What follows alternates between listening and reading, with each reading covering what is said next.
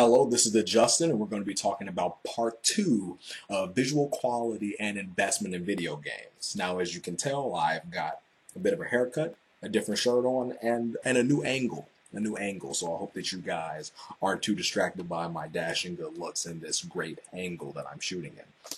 Now, last we left off, we were talking about Midway's juggernaut series known as Mortal Kombat, a game that invested the player by its visuals. Now, this was one of the most controversial, if not the most controversial game of all time. And the reason being were actually the graphics. In 1992, Midway Games unleashed its fighter in arcades across the nation. Like other fighters, it featured a cast of colorful, albeit generic characters. But unlike those other titles of its time, MK used fully rendered, motion-captured humans instead of 2D sprites. This alone propelled the series to a revered status. These were actual people fighting, and while the illusion of combat could be just emulated in other games, Midway looked to embrace and simulate actual fighting. Now, just for the sake of my own agenda, I'm not going to pretend like it was the graphics that put Mortal Kombat on the map.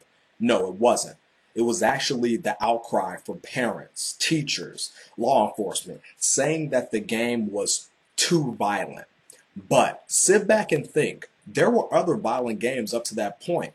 I mean, there were a slew of other fighting games. I mean, games that even had you fighting gang members and hookers. Games like Smash TV and Tonal Car just completely took violence of the 1980s with films like Running Man and put it in the gameplay. But Mortal Kombat stood out above all. Was it because it was more bloody? No. Was it because it was more blunt? Not at all. It was because it looked real. For the first time, you had two characters on screen that looked like humans actually beating the crap out of each other and pulling rib cages and spinal cords out. This was something that really bothered a lot of people. Because of the violence and gore in MK, the game industry projected more and more titles that would look to emulate. So, the creation of the Entertainment Software Rating Board was put into place. The ESRB served to not put restraints on the developers, but instead to inform the audience of the content within the games. It's kind of funny when you think about it. I mean, up until this point, there was a bunch of explicit content in video games on the market.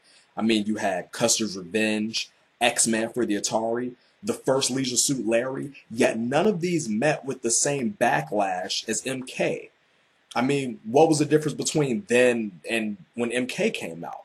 Well, okay, I get it. It was at the height of the arcade period. There were a lot of kids playing this, and it wasn't something that you could just buy, hide underneath your bed, and do away with. I mean, this was something that was everywhere. I mean, it was on commercials, television, talk shows, the news.